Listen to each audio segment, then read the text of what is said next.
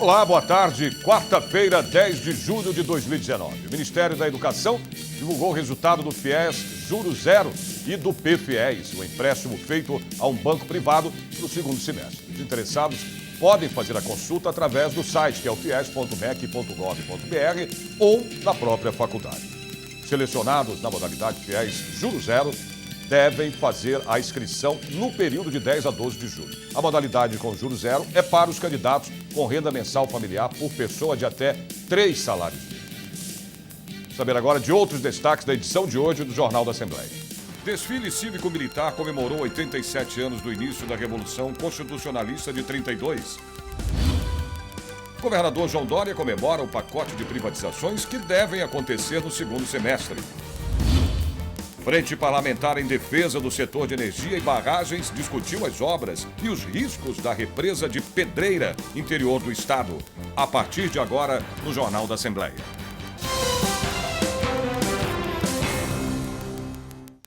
Um desfile cívico-militar comemorou os 87 anos do início da Revolução Constitucionalista de 32. O evento aconteceu na capital paulista, na região do Ibirapuera.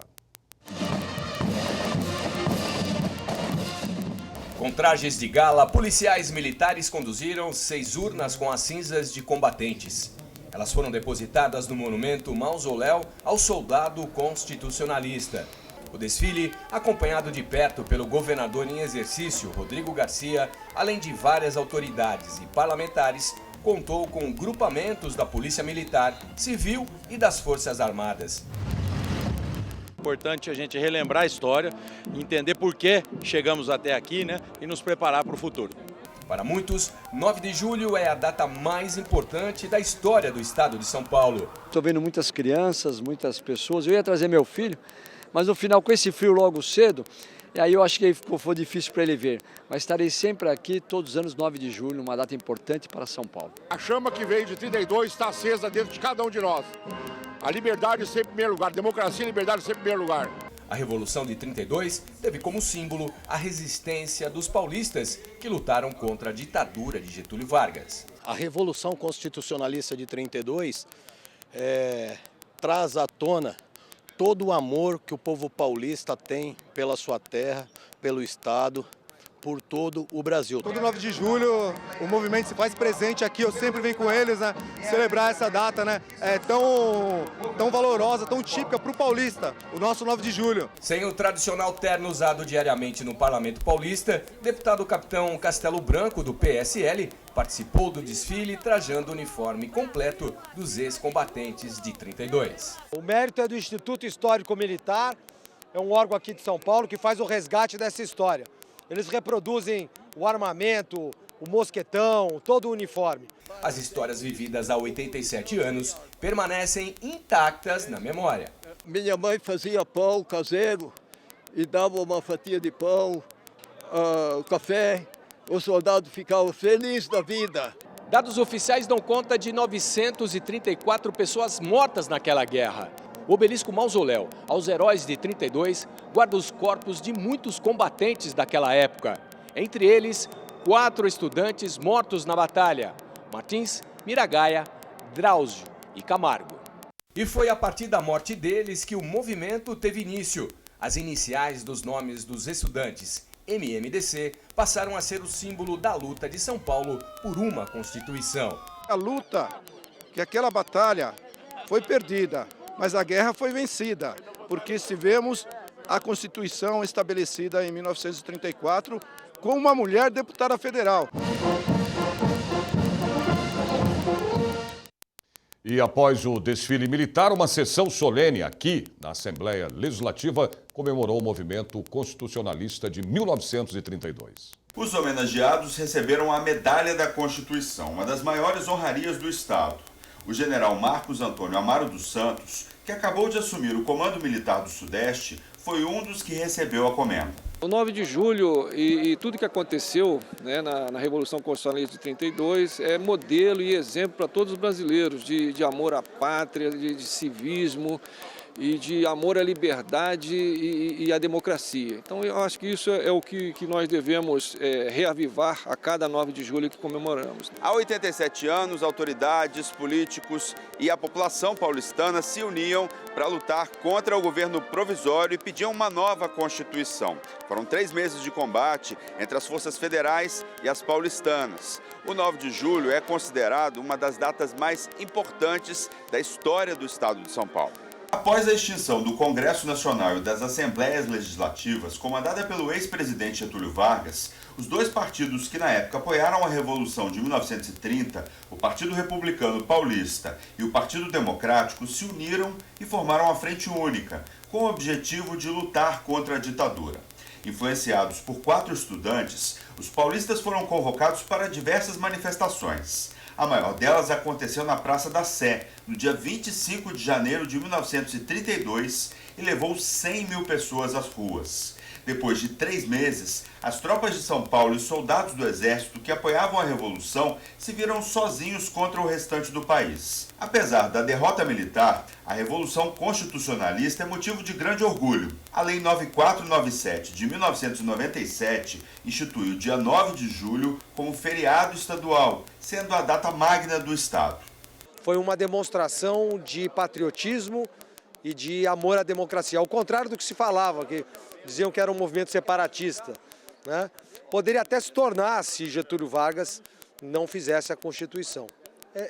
Estamos aqui reunidos para comemorar essa data. O deputado Coronel Telhado, autor do ato solene na Assembleia, destacou a democracia e a liberdade como os principais motes da Revolução travada pelo povo de São Paulo. Mais uma vez, a Assembleia Legislativa está fazendo a entrega solene da Medalha da Constituição. Essa medalha foi criada por decreto da Assembleia em 1962 e, a princípio, ela se destinava somente aos veteranos, a quem realmente tivesse lutado na Revolução.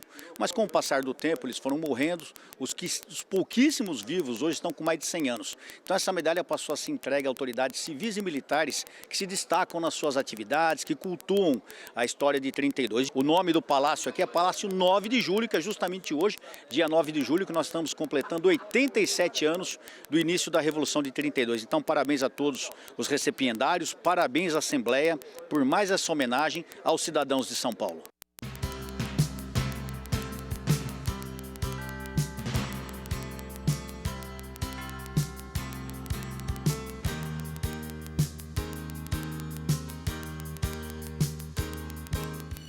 O governo do estado quer conceder à iniciativa privada a administração de 4 das novas penitenciárias. Você vai ver já já.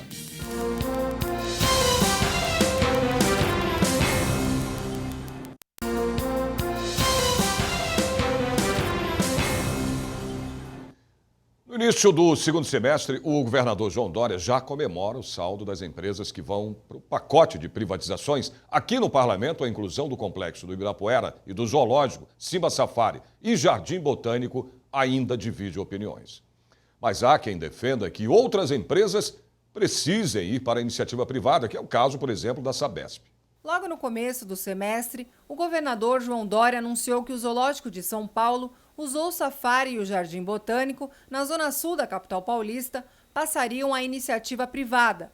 A união dos 3 parques em um só pacote é uma tentativa da gestão de garantir a cessão do Botânico, equipamento com prejuízo anual de R$ 4 milhões e somente 270 mil visitantes por ano, considerado um público baixo pelo governo. O zoológico tem superávit de R$ 1 milhão por ano. Os dois recebem aproximadamente R$ 1.300.000 no período. O investimento mínimo previsto para os 3 é de R$ 60 milhões por ano.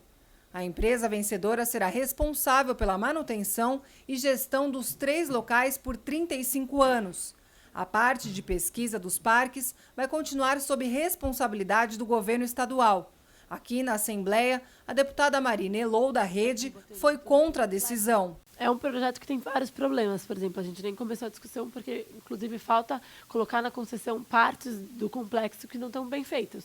Então, é um ótimo exemplo que, independente do mérito, o projeto está ruim e a gente precisa melhorar a qualidade. O conjunto desportivo Constâncio Vaz Guimarães também recebeu o aval da Assembleia Legislativa para ir à iniciativa privada. O edital do Ibirapuera deve ser lançado até outubro. A concessão é por 35 anos e terá valor mínimo de 220 milhões. A principal mudança proposta é a duplicação da capacidade do ginásio de 10 mil para 20 mil pessoas. Além disso, também estão previstas obras de modernização e a criação de 3.500 novas vagas para carros em um estacionamento subterrâneo. A empresa vencedora também será responsável pela ampliação das vias de acesso, instalação de câmeras de monitoramento e manutenção de praças e canteiros centrais do entorno durante o período de vigência do contrato. Segundo o governo, o complexo representa hoje para o Estado um gasto de mais de 15 milhões de reais por ano. E neste projeto, a deputada Marina Elou entende que a decisão foi acertada. Em relação ao debate do ginásio do Ibirapuera, a gente incidiu bastante na construção de uma aglutinativa que garantisse para os atletas a continuação do programa do futuro, que é um programa super importante de estimular o esporte do Estado, que garantisse um lugar de treinamento adequado e moradia. E, inclusive, foi minha a redação na parte do artigo na emenda aglutinativa que garante que o local de moradia é o mesmo de treinamento dos atletas e que estejam todos no mesmo lugar. E nem olhando toda a aglutinativa, participando e incidindo das discussões, garantindo um bom acesso para os atletas, fez sentido a concessão, porque é um espaço que tem um custo muito alto para o Estado aqui de manutenção, não está sendo feito, está bastante sucateado e pode gerar um valor importante para o Estado. O Parlamento Estadual também deu sinal positivo para extinguir 3 estatais e juntar 2. Codasp, Companhia de Desenvolvimento Agrícola de São Paulo, e CPOS, a Companhia Paulista de Obras e Serviços, a Emplasa, Empresa Paulista de Planejamento Metropolitano, que serão dissolvidas. Imprensa Oficial e Prodesp, Companhia de Processamento de Dados do Estado de São Paulo, serão fundidas. Inicialmente, a DERSA, Desenvolvimento Rodoviário, também estava incluída na proposta do governo do Estado, mas ficou fora para viabilizar a aprovação. O governador João Dória deverá pedir permissão para dissolver a empresa em outro projeto. Mesmo sendo favorável a enxugar o Estado, a privatizar ou a extinguir, naquele momento eu entendia, por tudo que nós pedimos à liderança do governo, ao governador, de separar projeto por projeto, estatal por estatal, colocando também a valorização dos funcionários aí da segurança pública, que não fomos atendidos em momento nenhum, em pauta nenhuma. Boa parte da bancada votou o contrário, mas eu acredito sim que o Estado tem que passar por esse enxugamento. Já aprovamos, votei favorável à concessão do ginásio do Ibirapuera, votei favorável aqui à concessão do zoológico, do Jardim Botânico, né? Então, acredito sim que nós possamos enxugar a máquina pública no Estado de São Paulo. O governador mantém a ideia de que outras empresas e complexos podem seguir o mesmo caminho da iniciativa privada. Uma dessa, mais conhecida e citada no meio político, é a tradicional Sabesp. Eu acredito que tem que ter concorrência, tem que ter aí essa questão da livre iniciativa. Nós temos milhões de brasileiros que hoje, brasileiros também que moram em São Paulo, que não têm um mínimo saneamento básico. Então, acredito que a livre iniciativa pode entrar nesse mercado, levar esgoto, água encanada para essas pessoas que, principalmente, né, moram nas periferias das grandes cidades do nosso estado de São Paulo. Então, eu não sou contrário, não, sou favorável. A gente, no Brasil, tem indicadores quase de idade média em relação ao saneamento básico. E os estudos falam que, se a gente continuar investindo nesse ritmo, vai demorar 35 anos para todas as pessoas poderem garantir coleta de esgoto e tratamento na sua casa. Então, não está funcionando. Eu sou a favor que a gente mude o modelo, que a gente traga o setor privado, que a gente traga o investimento privado para a área de saneamento. Mas a gente tem que ir além da discussão ideológica e pensar realmente os modelos.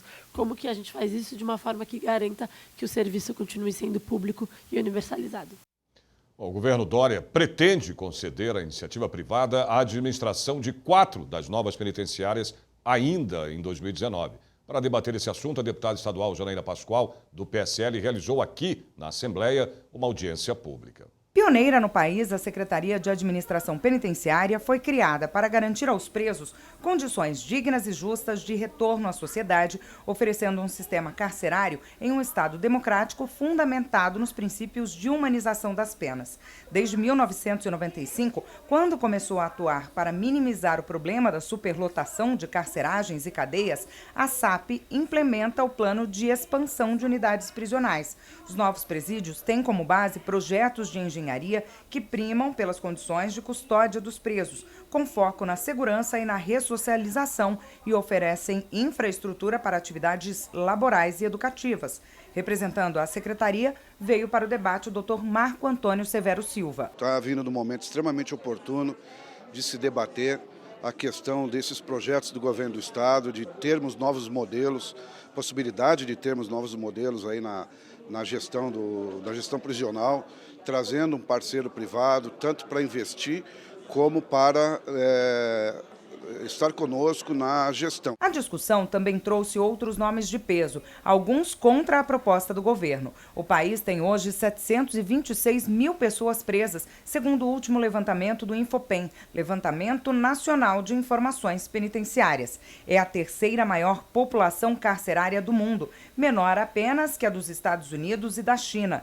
Um terço desta população está no estado de São Paulo. Apesar de a taxa de aprisionamento ter aumentado 119% nos últimos 14 anos, a construção de novos complexos penitenciários não acompanhou a expansão do número de condenados e sentenciados. Em 2014, o déficit de vagas era de 231 mil lugares, de acordo com o relatório do Departamento Penitenciário Nacional, o DEPEN. A taxa prisional de ocupação dos presídios paulistas é de 183%. Haverá um impacto na questão do gerenciamento da informação sensível necessária para a tutela da segurança pública com este projeto. O impacto, na minha ótica, prejudicial à segurança pública. Em 1996 foi sancionada a Lei 13.190, que simplifica a licitação de obras de construção e reforma de prisões. Para abrigar um terço dos presos do Brasil, o estado de São Paulo tem atualmente 171 unidades prisionais. Outras 12 estão em construção. O professor de Direito da USP afirma que é preciso fazer contas e avaliar gestão e custos. É muito sensível, porque o indivíduo que está encarcerado, ele custa muito caro para a sociedade e é um custo que a sociedade vai ter que despender recursos com isso em benefício da própria sociedade. Precisaria saber a dimensão e a forma pela qual isso vai ter que ser gerenciado. Acho que esse é um problema aí que precisa ser dada mais atenção. O modelo de parceria público-privada proposto deve ser similar ao do sistema prisional norte-americano e ao da gestão do presídio em Ribeirão das Neves, em Minas Gerais, o primeiro complexo prisional sob concessão no país, inaugurado em 2013. Em muitas investigações, operações da Polícia Federal, nós conseguimos enxergar que a origem da criminalidade organizada tem relação muito forte, muito direta com uma desorganização do sistema prisional, onde, aproveitando dessa desorganização, o crime se organiza. Então nós temos aqui, para contribuir, dados concretos de como essa transição para a iniciativa privada de algumas funções relacionadas à segurança pública podem acontecer. Então, ao invés de achismos, de eu acredito que isso esteja errado, acredito que aquilo esteja certo, nós vamos trazer aqui experiências oriundas de operações policiais, onde são essas fragilidades e naquilo que nós podemos contribuir com o debate aqui no Parlamento, sem impor, sem querer ser o senhor da razão, mas sim trazer uma ideia aqui de enriquecer o trabalho, os debates com dados bastante fundamentados. O que nós vamos tentar demonstrar é algumas vantagens ou alguns cuidados e algumas questões que a gente acha que tem que ser observada nesse processo, já que está iniciando agora, que se inicie com o pé direito. Adriana veio em busca do novo. Segundo ela, o debate é válido se levantar questões que até o momento não foram tratadas. sistema de desestatização das unidades penitenciárias no estado de São Paulo, que já vem, é um movimento que já vem acontecendo em alguns países do mundo, alguns pontuais no resto do país, além de São Paulo.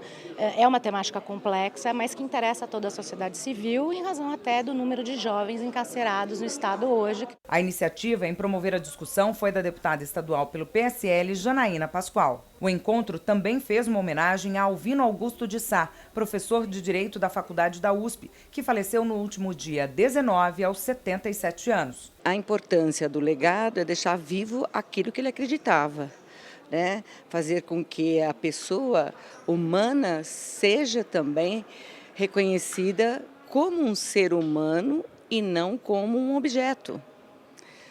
Isso é muito importante na vida da gente e na vida profissional que ele executava com tanto amor e carinho, dando muito valor à pessoa.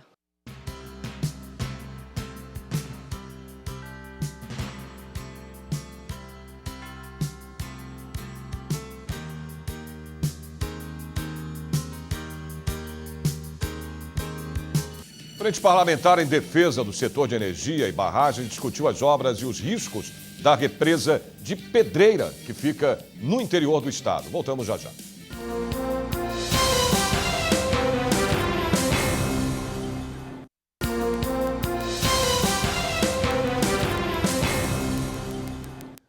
Frente Parlamentar em Defesa do Setor de Energia e Barragens da Assembleia Legislativa de São Paulo discutiu em audiência pública as obras e os riscos da represa de Pedreira no interior do estado. O município de Pedreira fica a 170 quilômetros da capital.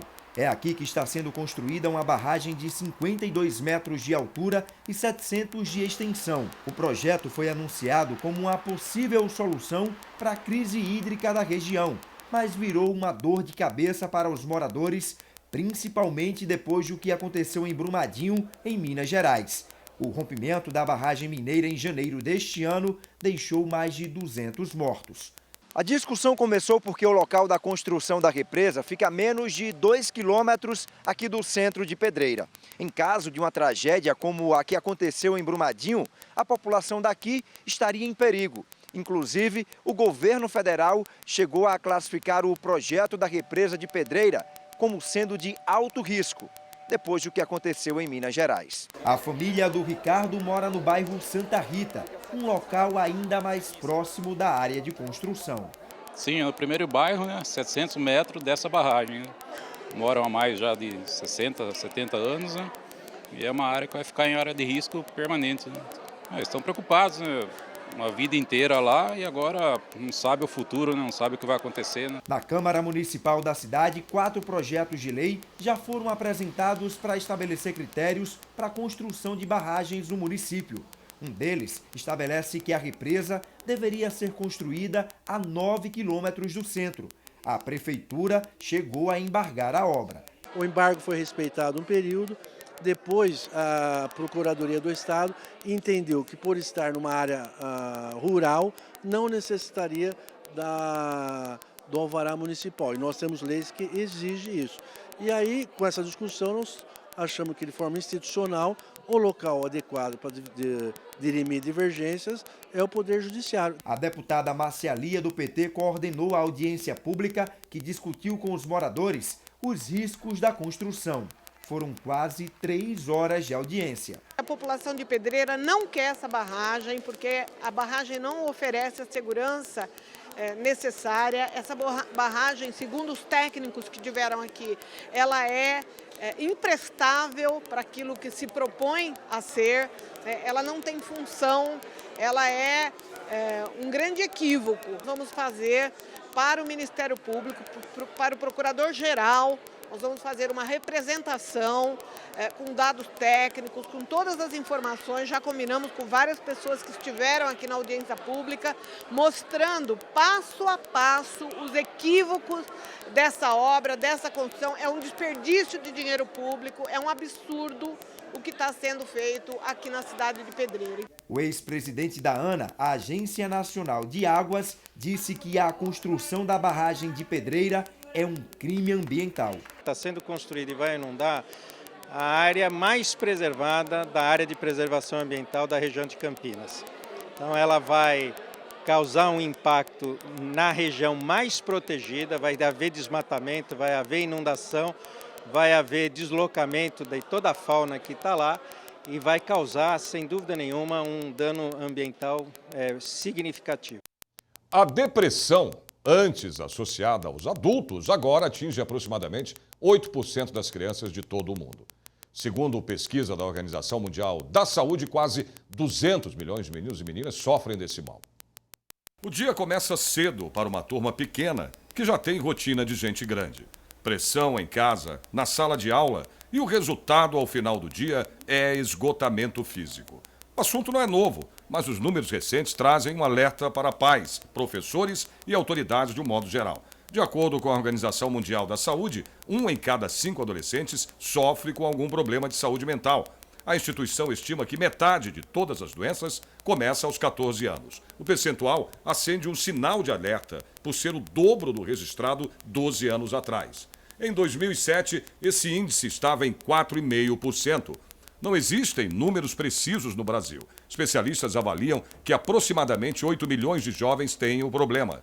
Os números se agravam na medida que o jovem vai subindo de patamar. Segundo a Associação Nacional dos Dirigentes das Instituições Federais de Ensino Superior, 15% dos estudantes nesta categoria apresentam algum quadro depressivo.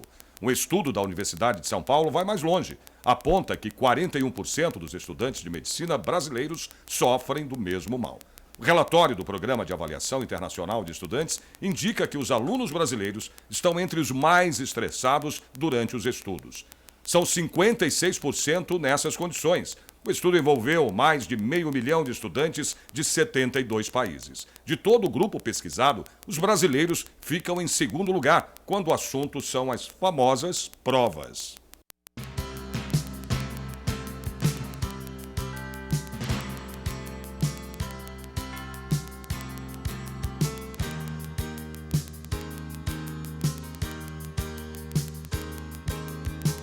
O Jornal da Assembleia desta quarta-feira termina aqui. Você pode acompanhar a edição do Jornal de hoje no YouTube.